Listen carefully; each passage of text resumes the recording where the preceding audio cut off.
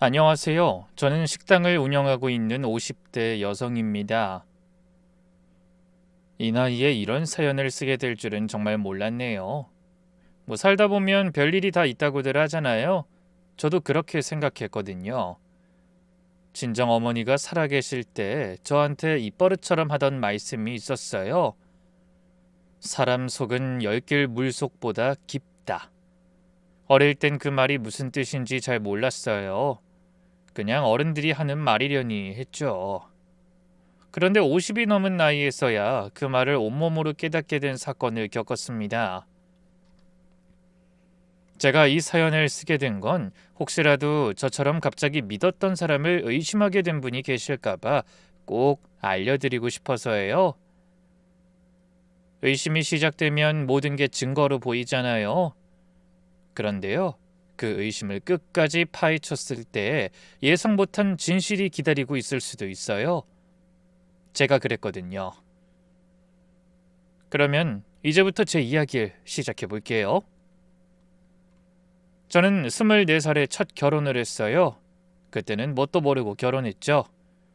남편 될 사람이 작은 인쇄소를 운영한다고 했을 때 전 그게 얼마나 불안정한 일인지 몰랐어요.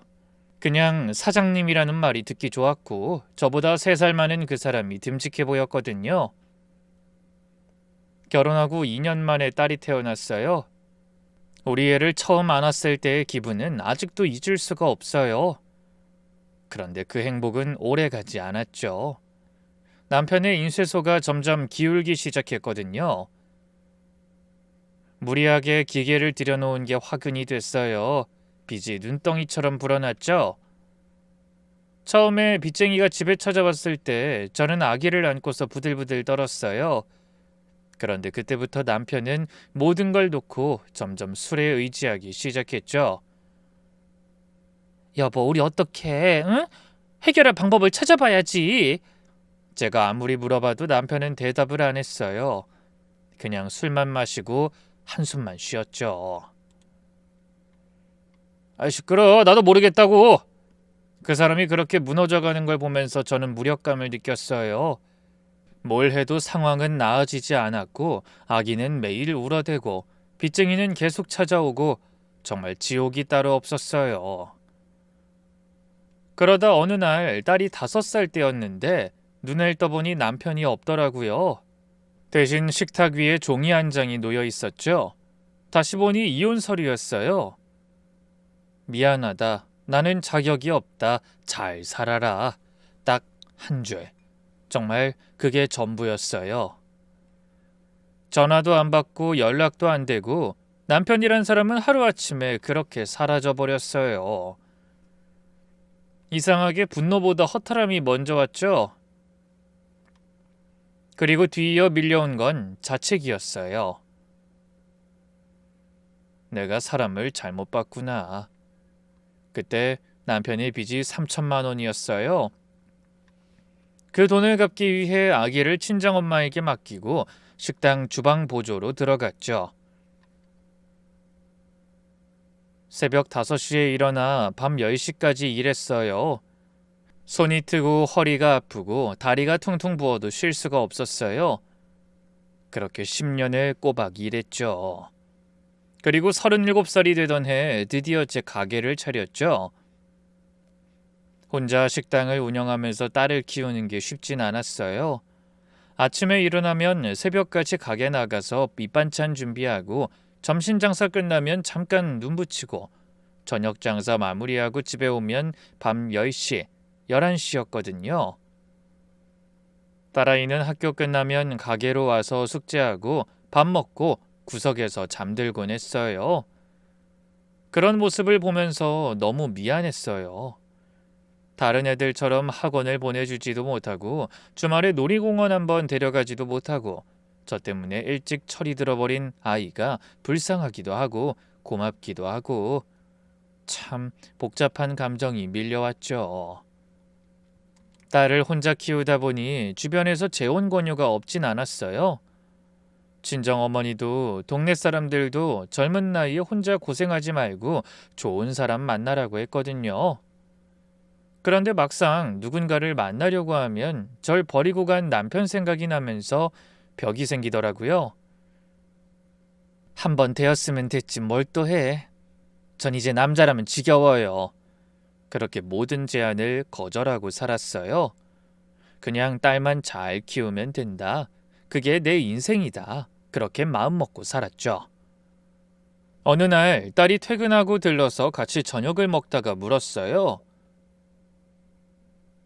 엄마, 안 외로워? 저는 젓가락을 들다 말고 웃었어요.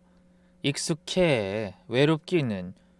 그렇게 대답했지만 사실 명절마다 딸이 떠나고 난 뒤 거실에 혼자 앉아 있으면 마음 한구석이 시렸어요. TV를 켜도 라디오를 틀어도 그 적막함은 채워지지 않았거든요. 그래도 재혼은 생각 없었어요. 그러던 주말 오후였죠. 가게 문 일찍 닫고 집에 왔는데 딸 표정이 묘하더라고요. 제 눈치를 계속 살피는 게 뭔가 저 모르게 꾸미는 얼굴이었어요. 엄마, 놀라지 말고 들어. 엄마한테 소개해줄 사람 있어. 저는 처음에 딸 남자친구가 생겼나 보다 했어요. 반가운 마음에 데려오라고 했는데 딸이 고개를 저으면서 말했죠. 아니, 내 남자친구 아니고 엄마 만날 사람. 야, 내 나이가 몇인데 그런 소리야. 아우, 됐어. 근데 딸은 물러서지 않았어요. 계속해서 저를 설득했죠. 엄마, 내 얘기 좀 들어봐. 우리 회사 이 과장님 아는 분인데 3년 전에 아내분 암으로 잃으셨대. 그 뒤로 혼자 지내시는데 나한테 물어본 거야. 혹시 주변에 좋은 분 알면 소개 좀 해달라고. 그때 엄마 생각이 난 거지. 저는 기가 막혔어요. 미쳤어? 아, 직장 상사 지인을 엄마가 어떻게 만나? 말이 돼? 왜 말이 안 돼? 엄마도 좋은 사람이고 그분도 좋은 분이라는데 뭐가 문제야? 딸은 진지했어요. 농담이나 장난으로 하는 얼굴이 아니었어요. 그리고 덧붙였죠. 엄마, 나 이제 시집 가면 엄마 혼자 남잖아. 그때 엄마 혼자서 지낼 거 생각하면 마음이 너무 안 좋아. 제발 한 번만 만나봐. 날 생각해서라도, 응? 그 말에 저는 할 말을 잃었어요. 딸이 그런 생각을 하고 있었다는 게 놀라웠고 한편으론 혼자인 제가 부담이 될 수도 있다는 생각이 처음으로 들었던 것도 같아요. 딱 한 번만이야. 정말 한 번 만나보고 아니면 끝이야. 알았어? 그리고 며칠 후 카페에서 처음 본 박정호라는 남자는 제 예상과 전혀 달랐습니다. 회색 재킷에 깔끔한 차림이었는데 제 쪽을 보더니 일어서서 인사를 했어요. 첫인상은 편안하다였어요. 잘생긴 건 아니었어요. 이마가 좀 넓고 눈가에 잔주름이 깊었거든요. 그런데 웃을 때 인상이 참 선해 보였어요. 눈이 사라질 정도로 웃는 사람 있잖아요. 자리에 앉아 커피를 시키고 어색한 침묵이 흘렀어요. 그분이 먼저 입을 열었죠. 사실 저도 많이 긴장했습니다. 이 나이에 이런 자리가 처음이라서요. 그 말에 저도 모르게 웃음이 나왔어요. 저도요. 아니 사실 딸이 억지로 끌여다 앉혀놓은 거예요. 이 나이에 참. 아이 그렇군요. 저도 아들 친구 놈한테 등 떠밀려서 나왔습니다. 그래도 같은 처지라는 걸 알고 나니까 좀 마음이 편해졌어요. 그분은 중소기업에서 임원까지 했다가 회사가 어려워지면서 명예퇴직을 했고 지금은 작은 철물점을 운영하고 있다고 했어요. 특히 돌아가신 아내 이야기를 할 때마다 그분 눈시울이 붉어지는 게 보였어요. 벌써 3년이 지났는데도 아직 그리운 게 느껴졌죠. 아내가 아팠을 때 더 잘해줄 걸 그 후회가 아직도 남아요. 저는 그 말이 진심이라는 걸 알 수 있었어요. 거짓으로 하는 말은 눈을 보면 알거든요. 분위기가 무르익자 저도 제 이야기를 담담히 했어요. 남편이 빚 남기고 도망간 것, 혼자 식당 운영하며 딸 키운 것까지 숨기지 않고 다 말했죠. 아이 대단하시네요. 이렇게 가게까지 차리셨으니 대단하신 거예요. 아이, 정말요? 그 말이 위로가 됐어요. 오랜만에 누군가에게 인정받는 느낌이었달까요? 커피 한 잔으로 시작한 만남은 2시간이 넘게 이어졌어요. 헤어질 때 그분이 조심스럽게 묻더군요. 저 괜찮으시면 다음에 또 뵐 수 있을까요? 저는 잠깐 망설였어요. 근데 이상하게 입에서는 대답이 나왔어요. 얼마 안 가서 2번째 만남에서 그분이 제 식당을 찾아왔어요. 점심시간이라 손님이 바글바글 했는데 한쪽 구석에 조용히 앉아서 기다리시더라고요. 저는 주방에서 정신없이 일하면서도 그분이 앉아있는 게 자꾸 신경 쓰였어요. 손님들 다 보내고 나서 그분 앞에 백반한상 차려드렸죠. 제육볶음이랑 된장찌개, 반찬 몇 가지. 그랬더니 한 그릇 뚝딱 비우고는 이렇게 말하더라고요. 아이, 정말 맛있어요. 이런 음식을 매일 먹을 수 있는 남자는 진짜 복 받은 거네요. 그 말에 얼굴이 화끈거렸어요. 쉰이 넘어서 칭찬 듣고 얼굴까지 붉히다니 참 웃기죠? 어느 날은 그분이 식당 문 앞에서 기다리고 있었죠. 문 닫을 시간이 다 됐는데도요. 저기, 오늘은 좀 일찍 문 닫으면 안 될까요? 네? 왜요? 같이 영화 보고 싶어서요. 상영 시간이 얼마 안 남았거든요. 얼떨결에 앞치마를 풀고 따라 나섰어요. 무슨 영화를 봤는지도 기억 안 나요. 그냥 그분 옆에 앉아있는 것만으로도 심장이 막 뛰었거든요. 이 나이에 참 이게 무슨 짓인가 싶으면서도 20대로 돌아간 것 같아서 기분이 좋았어요. 아무래도 50대에 하는 연애는 젊을 때랑 다르더군요.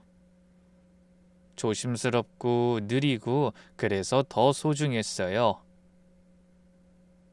그렇게 천천히 서로를 알아가면서 1년을 만났더니 그분의 장점이 계속 보였어요. 가장 중요한 건 제 말을 끝까지 들어준다는 거였죠. 제가 식당 운영하면서 힘든 일 있으면 투덜투덜 얘기하거든요. 진상 손님 이야기, 재료비 오른 이야기, 종업원 문제 같은 거요. 그분은 그걸 다 들어줬어요. 충고하려 들지 않고 끝까지 들어주는 게 참 좋았죠. 정호 씨한테 털어놓으면 힘든 게 다 풀리는 것 같아요. 나 오늘도 너무 투덜댔죠. 내가 해줄 수 있는 게 그것밖에 없는데요. 뭐든 다 말해요. 사실 만날수록 좋은 사람이라는 생각이 드는데도 저는 쉽게 결혼을 결심하진 못했어요. 지난 상처가 완전히 아문 건 아니었거든요. 또 배신당하면 어떡하지 하는 생각이 자꾸 들었어요. 다행히 그분도 그런 저를 이해해줬고 재촉하지 않더라고요. 그러다 결정적인 계기는 제가 쓰러졌을 때였어요.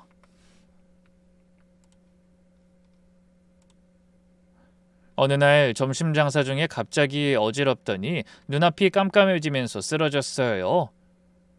과로였대요. 응급실에 실려갔는데 눈을 떠보니 그분이 제 옆에 앉아 있는 거예요. 아니, 어떻게 알고 오셨어요?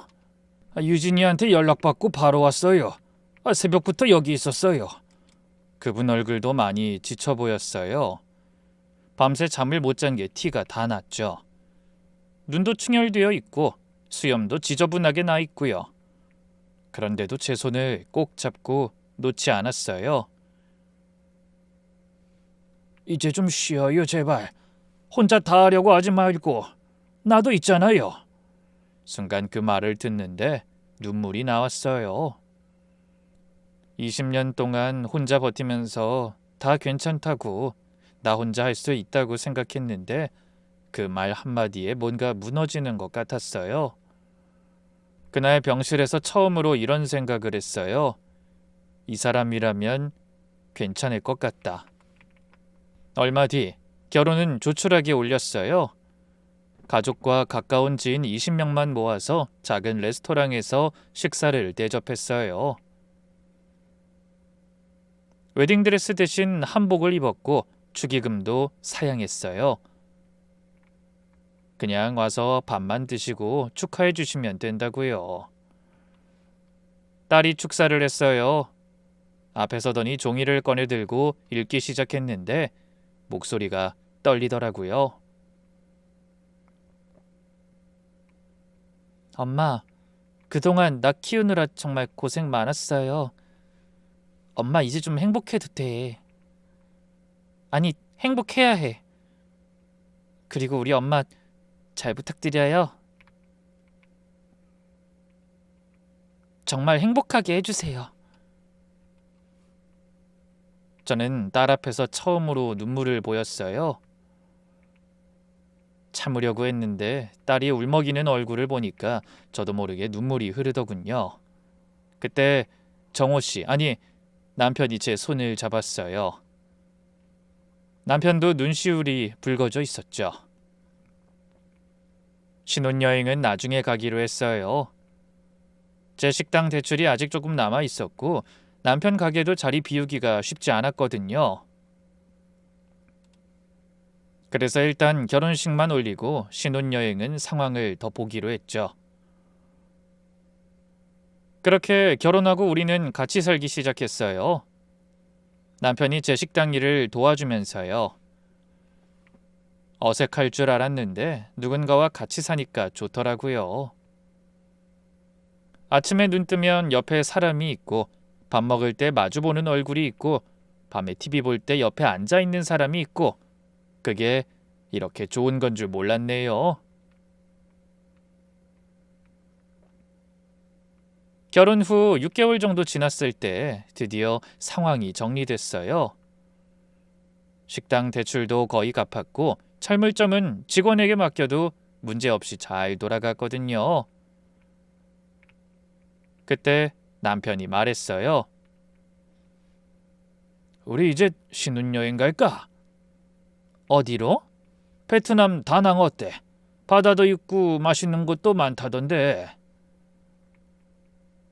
저는 신이 났어요. 해외여행이라니 제 인생에서 처음이었거든요. 비행기도 처음 타보는 거였어요. 출발 전날 밤 이상하게 가슴이 두근거렸어요. 설렘이라고 생각했어요. 생애 첫 해외여행이니까요. 그런데 그게 불안의 전조였다는 걸 그때는 몰랐습니다. 며칠 뒤 공항에 도착해 있었죠. 처음이라서 모든 게 정신이 없었어요. 전 그냥 남편이 이끄는 대로 체크인하고 짐 붙이고 출국 심사 받고 면세점 구경할 여유도 없이 곧장 탑승 게이트로 갔죠. 비행기 타는 게 처음이라 긴장이 됐거든요.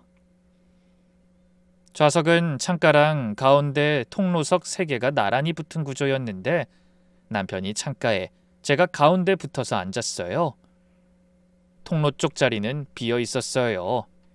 이륙 직전까지 비어 있으면 좋겠다고 생각했는데 마지막에 한 여자가 불이 나게 뛰어와서 앉았어요. 40대 후반쯤 돼 보이는 여자였어요. 화장을 진하게 했고 향수 냄새가 강했죠. 그런데 그 여자가 이상했어요. 제가 인사하는데 받지를 않는 거예요. 대신 제 옆에 앉은 남편을 보더니 표정이 확 굳었어요. 그 순간 이상한 느낌이 들었어요. 혹시 아는 사람인가 싶어서 남편을 봤는데 남편은 창밖을 보고 있었어요. 몇 분 뒤 비행기가 활주로로 이동하기 시작했어요. 이륙 준비 안내 방송이 나오고 안전벨트 착용 사인이 켜졌죠. 저는 긴장해서 손잡이를 꽉 잡았어요. 그때 옆자리 여자가 저를 슬쩍 쳐다보는 게 느껴졌어요. 한 번이 아니라 계속 힐끔대며 우리를 보는데 뭐지? 아니 왜 저러지? 불안했어요. 비행기가 속도를 내기 시작하자 몸이 좌석에 눌리는 느낌이 났어요. 눈을 질끈 감자 남편이 제 손을 잡았죠. 그런데 그 순간 옆자리 여자가 또 남편 쪽을 쳐다보는 게 느껴졌어요. 이번에는 아예 대놓고요. 그 시선이 느껴질 정도였죠. 그래서 저도 그 여자를 빤히 쳐다봤어요. 눈이 마주쳤는데 그 여자는 눈을 피하지도 않았어요. 오히려 뭔가 말하고 싶은 것 같은 눈빛이었죠. 그때부터 심장이 빨리 뛰기 시작했어요. 좋지 않은 예감이 들었거든요. 안전벨트 사인이 꺼지고 남편이 말했어요. 여보, 나 화장실 좀 다녀올게. 남편이 화장실로 가는 뒷모습이 사라지자마자 옆자리 여자가 기다렸다는 듯 제 쪽으로 몸을 기울여 아주 작은 목소리로 물었어요. 저기 옆에 남자분 설마 남편이세요? 순간 머릿속이 멈추는 것 같았어요. 이 여자가 왜 이런 질문을 하는 거지 싶었죠. 네, 그런데요. 제가 대답하자 그 여자 얼굴이 창백해졌어요. 뭔가를 확인했다는 표정이었죠. 입술을 꼭 깨물더니 고개를 돌려 통로 쪽을 힐끗 봤어요. 남편이 돌아오는지 확인하는 것 같았어요. 왜요? 왜 그러세요? 제가 물었죠.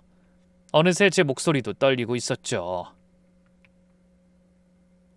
여자는 대답하지 않았어요. 그냥 저를 빤히 쳐다보기만 했어요. 눈빛이 복잡했죠. 뭔가 말하고 싶은데 망설이는 것 같기도 하고 동정하는 것 같기도 하고요. 저기 왜 그러시는 건데요? 우리 남편 아세요? 제가 다시 물었어요. 이번엔 좀 더 다급하게요. 여자는 한숨을 쉬었어요. 길고 깊은 한숨이었죠. 그리고 또다시 통로 쪽을 돌아봤어요. 저도 모르게 그쪽을 봤어요. 아직 화장실 문이 닫혀 있었어요. 남편이 아직 안에 있다는 뜻이었죠. 여자는 뭔가 말하려다 멈추고 또 말하려다가 멈추고를 반복하다 핸드백을 뒤지기 시작했어요. 저는 다시 통로 쪽을 봤죠. 화장실 문이 열렸어요. 남편이 나오고 있었죠. 저기 빨리 말해주세요. 도대체 뭔데요? 여자가 고개를 들어 통로를 봤어요. 아직 몇 미터 남아 있었죠. 그때 여자가 갑자기 핸드폰을 꺼냈어요. 후들거리는 손으로 화면을 몇 번 터치하더니 저한테 화면을 보여줬어요. 화면을 보니 남편이 환하게 웃고 있었어요. 그런데 옆에 젊은 여자가 있었죠. 30대 초반으로 보이는 예쁘장하게 생긴 여자. 둘이 나란히 서서 웃고 있는 사진이었어요. 배경은 어느 호텔 로비 같았어요. 고급스러운 샹들리에가 보였죠. 충격적이었던 건 남편의 손이 그 여자의 허리에 올려져 있었어요. 그리고 화면 아래에 사진을 찍은 날짜가 보였어요. 바로 3개월 전이었죠. 3개월 전이면 우리가 결혼하고 나서예요. 신혼이었을 때죠. 그걸 본 순간 머릿속이 하얘졌어요. 귀에서 윙 소리까지 났어요. 비행기 엔진 소리인지 제 귀에서 나는 소리인지 분간이 안 됐어요. 여자는 재빨리 핸드폰을 내렸어요. 남편이 거의 다 왔거든요. 나중에 얘기해요. 그때 남편이 자리에 앉았어요. 저는 고개를 돌렸어요. 그 얼굴을 볼 수가 없었어요. 왜 그래? 얼굴이 안 좋아 보이는데 아직도 무서워? 남편이 말했어요. 걱정스러운 목소리였죠. 근데 저는 대답하지 못했어요. 입이 안 떨어졌거든요. 대체 내가 방금 본 게 뭐지? 저 사진이 뭐지? 저 여자는 누구지? 남편이 제 어깨를 툭 쳤어요. 저는 화들짝 놀라 몸을 움찔했죠. 아니, 그냥 좀 어지러워서. 말이 끝나기가 무섭게 남편이 제 이마를 짚었어요. 따뜻한 손인데 소름이 돋더라고요. 옆자리 여자는 창밖을 보는 척하면서 저를 슬쩍 봤어요. 눈이 마주쳤죠. 그때 여자가 살짝 고개를 끄덕였어요. 나중에 따로 얘기하자는 신호 같았어요. 설렘이 아니라 충격으로 변한 제 상태를 모르는 남편은 절 달래려고 손을 잡았어요. 손이 차갑네. 많이 긴장했구나. 저는 그 손을 뿌리치고 싶었어요. 근데 몸이 말을 안 들었죠. 그냥 가만히 잡혀 있었어요. 분명 이 손이 그 여자 허리에 있었어. 3개월 전에 우리 결혼하고 나서. 머릿속에서 그 생각이 빙글빙글 돌았어요. 사진을 봤으면서도 남편을 믿고 싶었어요. 2번의 배신은 당하고 싶지 않다는 마음 때문이었는지도 모르겠네요. 아니야. 아직 아무것도 모르잖아. 저 여자 말이 맞다는 보장이 어딨어. 그렇게 스스로를 다독였어요. 그런데 심장은 말을 안 들었어요. 점점 더 빨리 뛰었죠. 남편이 기내 잡지를 꺼내 들었어요. 그러면서 뭔가 말을 했어요. 다낭 가면 뭘 먼저 할까 그런 얘기 같았죠. 저는 아무 소리도 안 들렸어요. 그냥 고개만 끄덕였어요. 피곤하면 좀 자. 4시간은 더 가야 하니까. 그리고 옆자리 여자를 봤어요. 제가 먼저 따라오라는 고갯짓을 보내고 움직였죠. 나 화장실 좀 다녀올게. 저는 자리에서 일어났어요. 다리가 후들거렸어요. 통로로 나와 뒤쪽 화장실로 갔죠. 잠시 후 그 여자도 왔어요. 우리는 좁은 통로에서 마주섰죠. 승무원들이 바쁘게 움직이고 있었지만 우리한텐 신경 쓰지 않았어요. 저기, 아까 그 사진 진짜예요? 제가 묻자 여자는 가만히 고개를 끄덕였어요. 아니, 당신이 어떻게 해요? 아니, 우리 남편 알아요? 잘 알죠. 저도 이 남자한테 당한 사람이거든요. 당했다고요? 뭘 당했다는 거예요?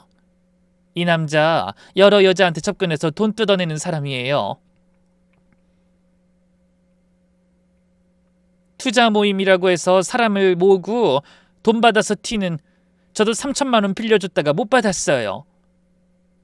거짓말이에요. 우리 남편 그런 사람 아니에요. 그렇게 말하면서도 제 목소리에는 힘이 없었어요. 여자가 쓴웃음을 지었죠. 저도 그렇게 믿었어요. 좋은 사람인 줄 알았죠. 사기꾼 중에 저런 사람 많아요. 그러더니 여자가 한 발짝 다가왔어요. 그 사람 죽은 아내 있다고 했죠. 저한텐 이혼했다고 했어요. 아내가 바람 피워서 헤어졌다고. 뭐가 진실인지 모르겠어요. 조심하세요. 그 말에 심장이 쿵 내려앉았어요. 죽은 아내, 분명히 암으로 돌아가셨다고 했어요. 제 옆에서 눈시울까지 붉히면서요. 근데 이 여자는 이혼했다고 들었다뇨? 여기선 길게 얘기 못할 것 같으니까 일단 제 연락처 드릴게요. 여자가 재빨리 쪽지를 제 손에 쥐어줬어요. 나중에 자세히 얘기해요. 저도 더 말해줄 게 많아요. 사진도 더 있고요. 저는 쪽지를 쥐고 화장실로 들어갔어요. 문을 잠그고 변기 뚜껑 위에 주저앉았죠. 숨이 안 쉬어졌어요. 가슴을 쥐어뜯고 싶었어요. 거울에 비친 제 얼굴이 보였어요. 피가 다 빠져나간 사람처럼 창백하고 눈도 풀려 있었어요. 머릿속에서는 2가지 목소리가 싸웠어요. 나쁜 사람이면 내가 몰랐을 리가 없잖아. 내가 정말 바보였을까? 또 속은 걸까? 아니야. 저 여자 말이 거짓말일 수도 있어. 사진은 어떻게 설명해? 그래도 날짜가 3개월 전이었어요. 우리 결혼하고 나서야. 머리가 터질 것 같았어요. 세면대에 물을 틀고 얼굴을 씻었어요. 찬물이 얼굴에 닿았는데 그래도 정신이 안 들었어요. 몇 분 뒤 화장실 문을 열었어요. 남편이 걱정스러운 얼굴로 서 있더라고요. 나 아무래도 안 되겠어. 비행기 못 타겠어. 내려야겠어. 남편이 당황한 얼굴로 저를 봤어요. 무슨 소리야? 지금 하늘 위인데 어떻게 내려?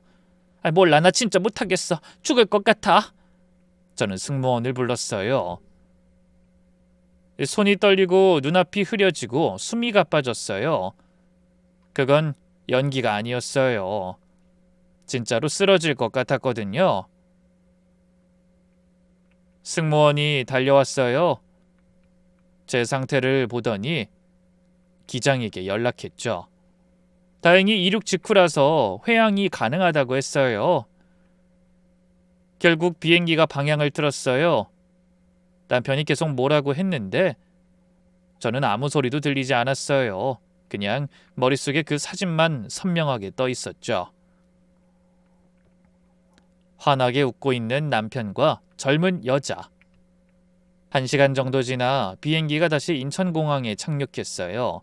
저는 제일 먼저 내렸어요. 뒤도 안 돌아봤어요. 다리가 풀려 휘청거리면서도 걸었어요. 공항 바닥을 밟는 순간 저는 생각했죠. 내 인생이 또 무너지는 건가? 그때 주머니 속에 있던 쪽지가 손끝에 닿았어요. 그 종이가 납덩이처럼 무겁게 느껴졌죠. 공항 로비 구석 의자에 앉자마자 온몸이 사시나무처럼 떨렸어요. 남편은 제 앞에 쪼그려 앉으면서 묻더라고요. 여보, 왜 그래? 뭐 어디가 아픈 거야? 병원부터 가볼까? 저는 차마 그 얼굴을 볼 수가 없어서 고개를 돌렸어요. 아무것도 아니야. 남편이 제 손을 잡으려고 하는데 저는 반사적으로 손을 뺐어요. 그 손이 사진 속 여자의 허리에 있던 손이라는 생각이 들었거든요. 그러자 남편이 멈칫했어요. 왜 그래? 내가 뭘 잘못했어? 나한테 화난 거야? 저 사진이 뭔지, 저 여자가 누군지, 왜 3개월 전에 호텔에서 찍은 사진이 있는 건지 그 말이 목구멍까지 올라왔어요. 그런데 입 밖으로 나오진 않았어요. 지금 여기서 따지면 안 될 것 같았거든요. 아직은 아무것도 모르니까요. 나 좀 혼자 있고 싶어. 그냥 제발 좀 혼자 있게 해줘. 남편 얼굴이 일그러졌어요. 상처받은 표정이었지만 그런 걸 신경 쓸 여유가 없었어요. 알았어, 그럼 저쪽에 있을게. 나 필요하면 불러. 남편이 몇 발짝 물러섰어요. 멀찍이 서서 저를 지켜보고 있었어요. 저는 핸드폰을 꺼냈죠. 손이 떨려서 버튼을 제대로 누를 수가 없었어요. 몇 번을 틀리다 겨우 딸한테 전화를 걸었어요. 5번 신호가 간 뒤에 딸 목소리가 들렸어요. 엄마, 웬일이야? 비행기 탔잖아. 딸 목소리를 듣는 순간 눈물이 왈칵 쏟아졌어요. 효진아, 엄마 다시 공항이야. 저는 말을 할 수가 없었어요. 울음이 터져서 말이 안 나왔죠. 훌쩍훌쩍 소리만 났죠. 엄마 거기 있어. 움직이지 말고. 내가 갈게. 어디야? 몇 번 게이트야? 모르겠어. 출국장 나온대. 전화를 끊고 핸드폰을 무릎 위에 떨어뜨렸어요. 그리고 두 손으로 얼굴을 감쌌어요. 눈물이 흘러내렸죠. 남편한테 버림받았을 때도 이렇게 울진 않았어요. 사실 그때는 분하고 억울해서 이를 악물었거든요. 울 시간에 일해서 딸을 키워야 했으니까요. 근데 지금은 그냥 슬펐어요. 억울한 것도 아니고 분한 것도 아니고 슬프고 무서웠어요. 2시간쯤 지났을 때 딸이 헐레벌떡 뛰어오더니 제 앞에 쓰러지듯 앉았어요. 엄마, 괜찮아? 무슨 일이야? 어디 아파? 저는 딸 얼굴을 보자마자 또 눈물이 났어요. 비행기에서 옆자리 여자가, 그 여자가 정호 씨 사진을 보여줬어. 사진? 무슨 사진? 저는 본대로 말했어요. 남편이 젊은 여자와 찍은 사진, 호텔 로비, 남편 손이 그 여자 허리에 있었다는 것까지 모든 걸 다요. 그걸 듣고 난 딸 얼굴이 그대로 굳었어요. 뭐? 자기도 정호 씨한테 당한 사람이래. 투자 모임이라고 해서 돈 뜯어내는 사기꾼이라고. 3천만 원 빌려줬다가 못 받았대. 딸 눈이 커졌어요. 저는 들은 이야기를 계속 말했어요. 다 듣고 나서 딸이 한참 동안 아무 말도 안 했어요. 남편을 한번 돌아보더니 뭔가 신중히 생각하는 얼굴이었어요. 엄마, 일단 집에 가서 차분하게 생각해보자. 그때 멀리 서 있던 남편이 우리에게 다가오려고 했어요. 엄마 여기 있어? 내가 얘기하고 올게. 딸이 남편 쪽으로 갔어요. 무슨 말을 하는지는 안 들렸어요. 남편이 고개를 끄덕이는 게 보였죠. 그리고 절 보더니 슬픈 눈을 했어요. 남편이 가고 나서 딸이 돌아왔어요. 따로 가시라고 했어. 엄마한테 시간이 필요하다고 잘 말했어. 저는 안도감에 고개를 끄덕였어요. 딸 손에 이끌려 공항을 나왔죠. 택시를 타고 집으로 가는 동안 저는 창밖만 봤어요. 아무 생각도 안 났어요. 머릿속이 텅 비어 있었죠. 집에 도착해서 방에 들어가자마자 이불을 뒤집어 썼어요. 유진아, 엄마 정말 바보지? 사람을 또 잘못 봤어. 나이를 이렇게 먹고도 모른다. 딸이 따뜻한 물을 손에 쥐어주면서 말했어요. 엄마, 아직 아무것도 모르잖아. 그 여자 말이 진짠지 아닌지도 모르고. 딸이 그렇게 말했지만 목소리에 확신이 없었어요. 딸도 불안한 거예요. 저는 주머니에 있던 쪽지를 꺼냈어요. 일단 이 여자한테 전화해볼까? 자세한 얘기부터 들어야 할 것 같아. 딸이 잠시 생각하더니 고개를 끄덕였어요. 엄마, 녹음도 해두자. 혹시 모르니까. 저는 핸드폰을 꺼내서 번호를 눌렀어요. 심장이 터질 것 같았죠. 신호음 3번 만에 그 여자가 받았어요. 아까 비행기에서 들었던 익숙한 그 목소리였죠. 여보세요? 저 아까 그 비행기에서 연락하셨네요. 전 이미란이라고 해요. 아까는 제대로 소개도 못했네요. 저는 침을 삼켰어요. 근데 아까 한 말 다 진짜예요? 진짜예요. 제가 그쪽한테 거짓말할 이유가 없잖아요. 아니 그 사진은 어떻게 찍은 거예요? 제가 직접 찍은 거예요. 증거 남기려고요. 저도 그 남자한테 당한 사람이니까. 나중에 써먹으려고 찍어뒀어요. 당신 같은 피해자들이 제 말을 믿어야 말이죠.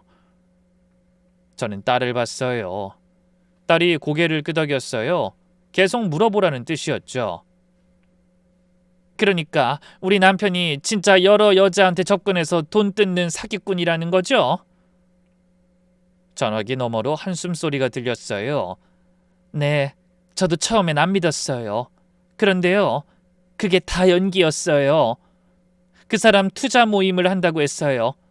안정적으로 수익 나는 사업에 투자하는 거라고.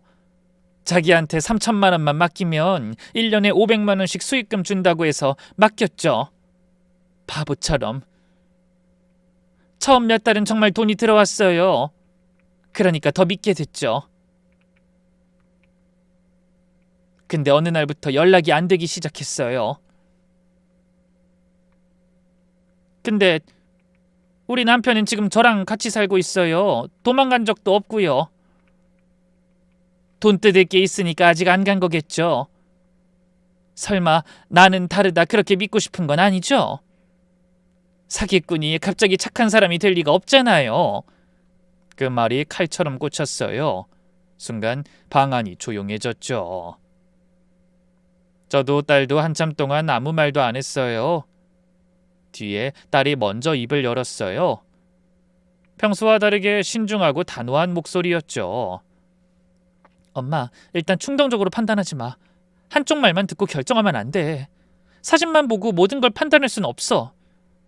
내일 내가 좀 알아볼 테니까 엄마는 오늘 좀 쉬어. 딸이 이불을 덮어줬어요. 저는 눈을 감았죠. 잠이 올 리가 없었죠. 남편한테서는 꾸준히 연락이 왔어요. 전화도 오고 문자도 오고.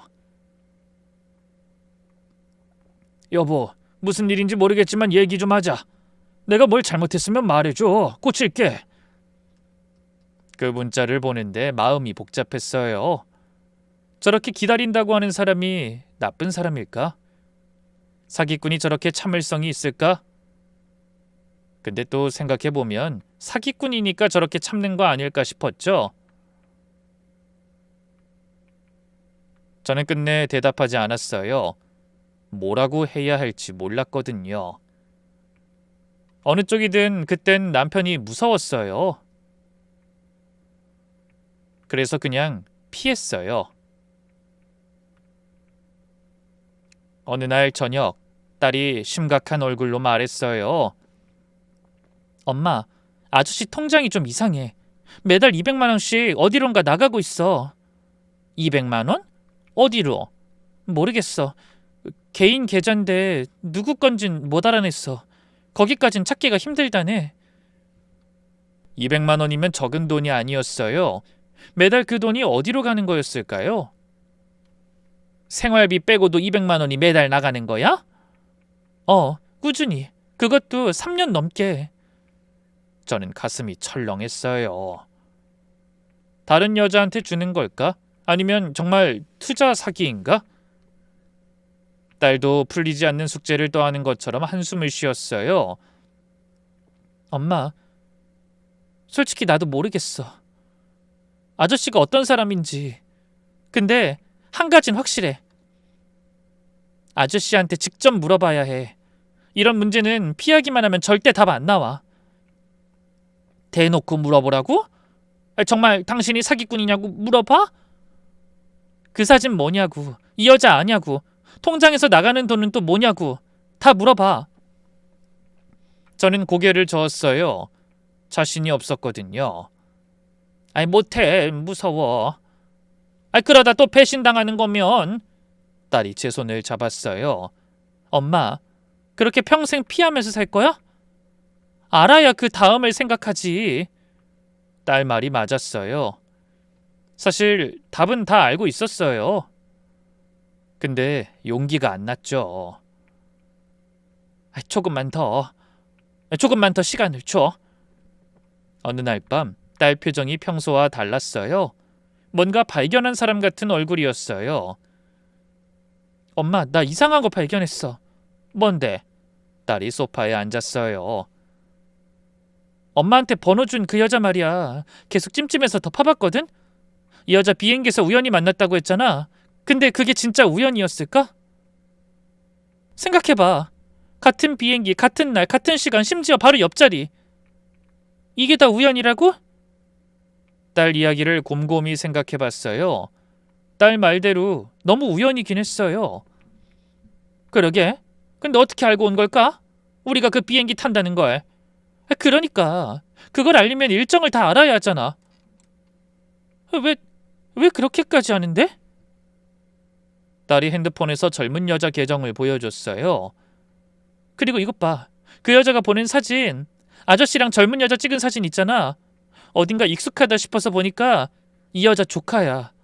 SNS 보니까 있더라고. 너무 이상하잖아. 만약 아저씨가 진짜 사기꾼이고 여러 여자한테 접근하는 사람이면 왜 자기 조카까지 엮어? 딸 말이 맞았어요. 그 여자의 조카와 사진을 찍은 것부터 이상하긴 했어요. 아니면 그 여자가 일부러 조카를 접근시킨 거 아닐까? 왜? 뭐 하려고?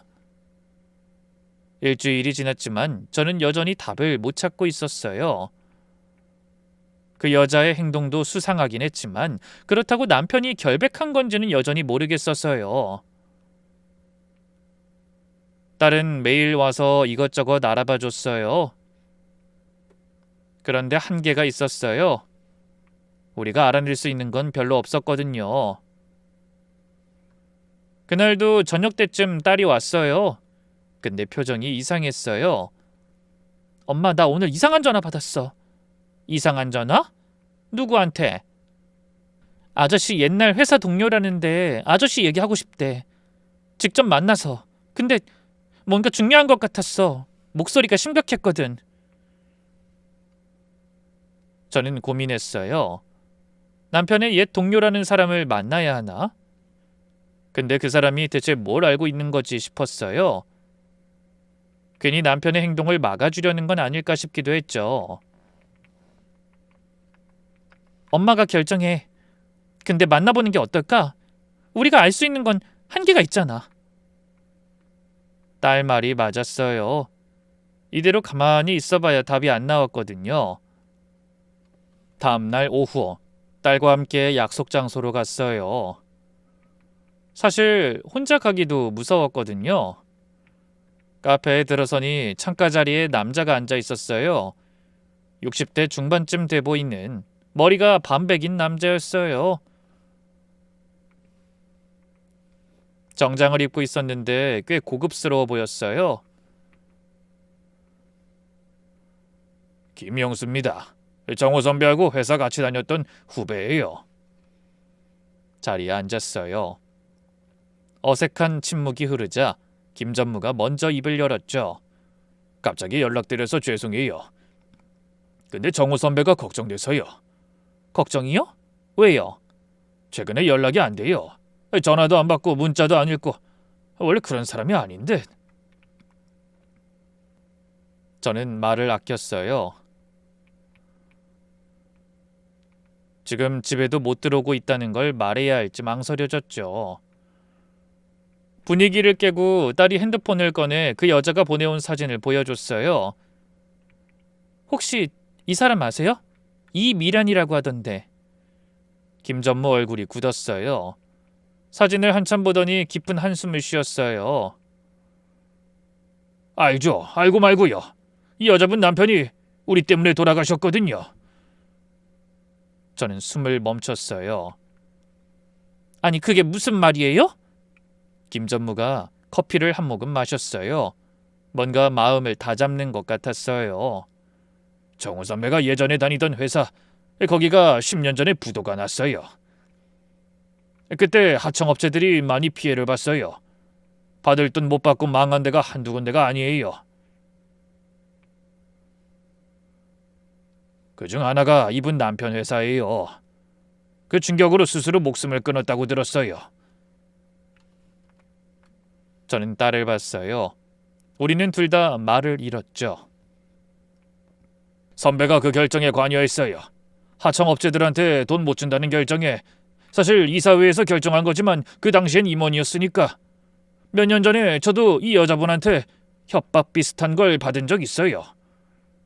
당신들 때문에 내 남편 죽었다, 가만 안 두겠다 그런 거요. 저는 머릿속이 복잡해졌어요. 이 여자가 한 말에서는 왜곡된 부분이 많았던 거죠. 다시 김 전무가 말을 이었어요. 그런데 한 가지 알아두셨으면 하는 게 있어요. 뭔데요? 정우 선배가 그 일로 얼마나 고통받았는지 아마 모르실 거예요. 김 전무가 창밖을 봤어요. 뭔가 힘든 기억을 떠올리는 얼굴이었어요. 회사 망하고 나서 정호 선배 완전히 무너졌어요. 그 착한 사람이 자기 때문에 사람이 죽었다고 자기가 살인자라고 매일 그 소리만 했어요. 술만 마시고 밥도 안 먹고 한 달 만에 몰라보게 변했어요. 뼈만 앙상하게 남았더라고요. 그러다가 김 전무가 하던 말을 끊었어요. 눈이 빨개졌어요. 그러다가 뭐요? 새벽에 전화가 왔어요. 선배 핸드폰으로. 받았는데 아무 소리도 안 나는 거예요. 불안해서 위치 추적했더니 한강이더라고요. 미치듯이 달려갔죠. 다리 난간에 서 있는 선배를 제가 붙잡고 끌어내렸어요. 그 뒤로 완전히 다른 사람이 됐더라고요. 다른 사람이요? 네. 예전엔 야망도 있고 욕심도 있고 그랬는데 나오고 나서는 그런 게 없어졌어요. 그냥 조용히 살겠다, 남은 인생 속죄하면서 살겠다 그러더라고요. 사실 선배한테 법적 책임은 없어요. 회사가 진 빚이니까. 근데 선배는 꼭 갚겠다고 했어요. 10년째 갚고 있어요. 저는 할 말을 잃었어요. 그래서 매달 200만 원이 나갔구나. 다른 여자한테 준 게 아니라 그 사람들에게 마음의 빚을 갚은 거였구나. 저는 눈물을 참을 수가 없었어요. 선배가 왜 이런 얘기를 안 했는지 모르겠어요. 근데 아마 부담 주기 싫었을 거예요. 자기 과거가 너무 무거우니까. 부인께서 무슨 일로 화가 나셨는지 모르겠지만 선배는 나쁜 사람 아니에요. 잘못을 저지른 건 맞아요. 근데 그 대가를 충분히 치르고 있어요. 아니, 과하게 치르고 있죠. 김 전무가 고개까지 숙이며 제 손을 잡았어요. 선배한테 기회를 한 번만 주세요. 부탁드려요. 정말 행복하게 사셨으면 좋겠어서요. 저는 고개를 끄덕였어요. 말이 안 나왔어요. 울음만 나왔죠. 카페를 나와 한참 동안 걸었어요. 저는 걸으면서 계속 생각했어요. 바보 같은 사람. 그 사람이 얼마나 무거운 짐을 지고 살았는지 전 전혀 몰랐어요. 매일 웃는 얼굴로 대해줬는데 그 뒤에 그런 아픔이 있었는지 몰랐어요. 정말 미안했어요. 남편한테요. 의심만 하고 피하기만 하고 물어보지도 않고 그 사람 말을 들어볼 생각도 안 하고 혼자 판단한 것도 미안했어요. 그리고 한 가지 더 생각난 게 있었어요. 그 여자, 미란이라는 그 사람도 피해자였어요. 남편을 잃은 사람이었죠. 10년 동안 혼자 아이들 키우면서 원망하며 살았을 거예요. 얼마나 힘들었겠어요. 복수하고 싶었던 마음 이해해요. 저라도 그랬을 것 같아요. 근데 더는 이대로 끝나면 안 될 것 같았어요. 미란 씨도 남편도 저도 다 같이 아픈 채로 끝나면 안 된다는 생각이 들었죠. 저라도 나서서 뭔가 해야 했어요. 아침에 일어나자마자 미란 씨한테 연락했어요. 전보다 더 경계하는 것 같았어요. 혹시 오늘 만날 수 있어요? 꼭 드릴 말씀이 있어서요. 카페에 가니 미란 씨가 먼저 와 있었어요. 저를 보더니 의아한 표정을 지었어요. 무슨 일이세요? 지난번에 다 말씀드린 것 같은데. 아니요, 오늘은 물어보려고 온 거 아니에요. 저는 고개를 저었어요. 그리곤 숨을 깊이 들이쉬었어요. 미란 씨 눈을 제대로 봤죠. 사과드리러 왔어요. 저희 남편 대신요. 제 말에 미란 씨가 말을 잃었어요. 미란 씨 앞에 무릎을 꿇었죠. 아니, 지금 뭐 하세요? 남편분 일 정말 죄송합니다. 우리 남편 때문에 미란 씨 남편분이 돌아가셨다는 얘기 들었어요. 얼마나 억울하고 분하셨을지 전 감히 상상도 못해요. 10년 동안 혼자 아이들 키우시면서 얼마나 힘드셨어요. 남편분 생각나실 때마다 얼마나 아프셨어요. 어느새 미란 씨 눈에 눈물이 그렁그렁했어요. 일어나세요. 저한테 이러시면 안 돼요. 저도 거짓말하고 비행기까지 따라가고. 그건 미란 씨가 억울해서 그런 거잖아요. 이해해요. 저도 남편 잃어본 사람이에요. 잃은 건 아니지만 버림받았어요. 젊을 때요. 그것도 힘들었는데 미란 씨처럼 갑자기 돌아가신 거면 얼마나 힘들었겠어요. 저는 미란 씨 손을 잡았어요. 원망하셔도 돼요. 용서 안 하셔도 돼요. 근데 이것만 좀 알아주세요. 뭘요? 우리 남편도 많이 힘들었어요. 미란 씨 남편분 돌아가시고 나서 우리 남편도 죄책감 때문에 죽으려고 했대요. 한강 다리에서 뛰어내리려다가 친구분이 막았대요. 자기가 살인자라고, 자기가 죽어야 한다고 그러면서요. 미란 씨 얼굴이 창백해졌어요. 그 뒤로 10년 동안 빚을 갚았대요. 법적으로는 갚을 의무가 없는 돈이었지만요. 저도 몰랐어요. 며칠 전에야 알았어요. 남편이 그렇게 힘들게 살았는지. 미란 씨, 제 남편이 미란 씨 남편분을 죽인 건 아니에요. 근데 책임이 있는 건 맞아요. 그 책임 때문에 10년 동안 죽은 것처럼 살았어요. 그것도 벌이에요. 충분한 벌이잖아요. 미란 씨가 소리 없이 울었어요. 눈에서는 눈물만 주르륵 흘렀죠. 그러니까 이제 그만 놓아주세요. 미란 씨 남편분도 우리 남편도 미란 씨도 다 같이 너무 오래 고통받았어요. 미란 씨가 한참 동안 울었어요. 저도 같이 울었어요. 카페 사람들이 쳐다보든 말든 신경 안 썼어요. 그냥 서로를 보며 울었죠. 한참 뒤에 미란 씨가 입을 열었어요. 순영 씨, 정호 씨 다시 한번 만나고 싶어요. 네? 직접 만나서 얘기 듣고 싶어요. 뻔뻔하게 잘 살았을 거라고 생각했는데 아니었네요. 저는 고개를 끄덕였어요. 며칠 후 세 사람이 만났어요. 저랑 남편이 먼저 도착해서 기다렸죠. 남편은 긴장한 얼굴이었어요. 초조해하는 남편을 보다 가만히 남편 손을 잡았어요. 당신 10년 동안 혼자 짊어지고 살았잖아. 이제 나한테 기대도 돼. 괜찮아. 제 말에 남편 눈이 빨개졌어요. 여보, 나 당신 편이야. 무슨 일이 있어도. 잠시 후 미란 씨가 들어왔어요. 미란 씨와 남편의 눈이 마주쳤어요. 초반엔 공기가 얼어붙는 것 같았어요. 두 사람 다 굳은 표정이었죠. 미란 씨가 앉았어요. 세 사람이 마주 앉았죠. 우리는 한참 동안 아무도 말을 안 했어요. 그러다 제가 먼저 입을 열었죠. 두 분 다 할 말 많으실 거예요. 오늘 다 하세요. 숨기지 말고.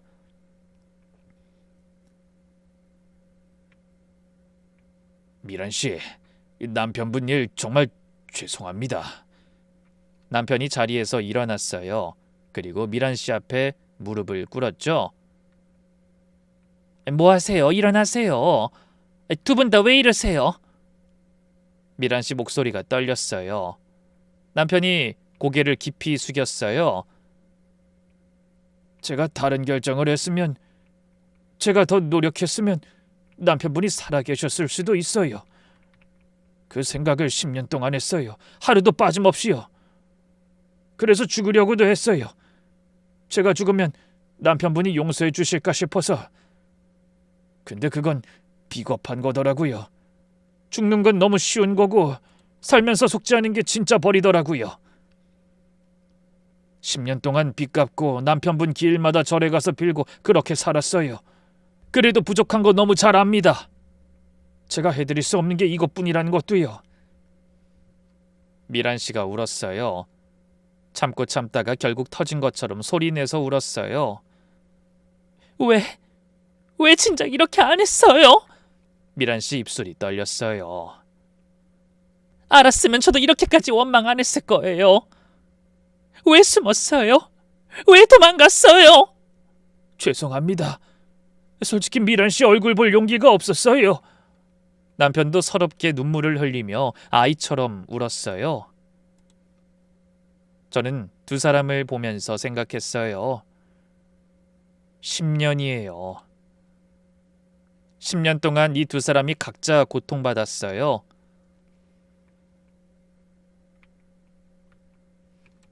만나서 얘기했으면 조금은 덜했을 텐데. 근데 둘 다 무서워서 피했던 거예요. 저는 남편 옆으로 갔어요. 무릎 꿇은 남편 옆에 같이 앉았죠. 우리 부부가 같이 사과드릴게요.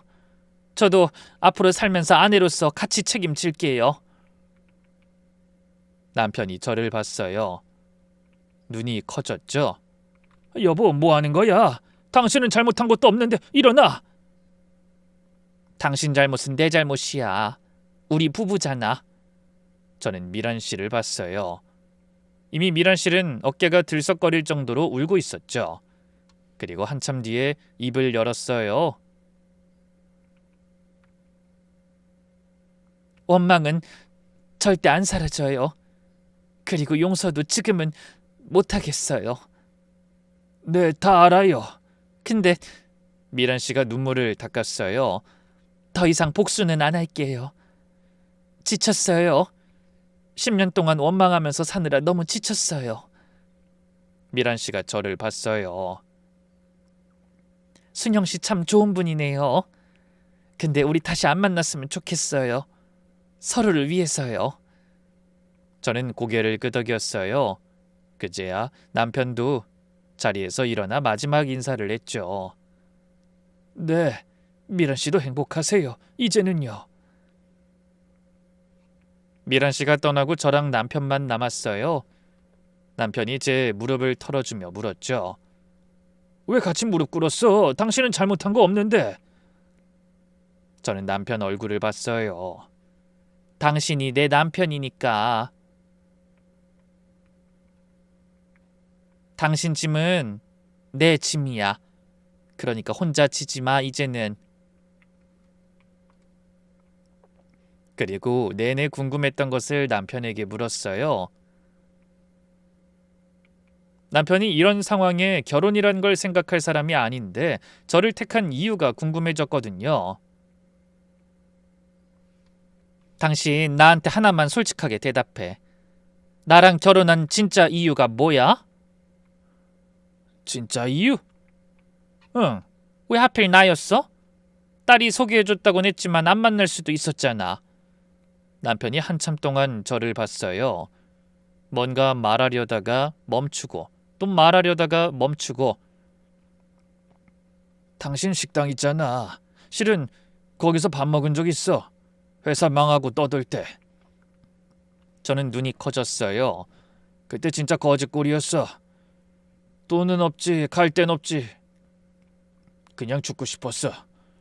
근데 배가 너무 고팠거든. 그래서 눈에 들어온 식당에 들어갔어. 당신 식당이었어.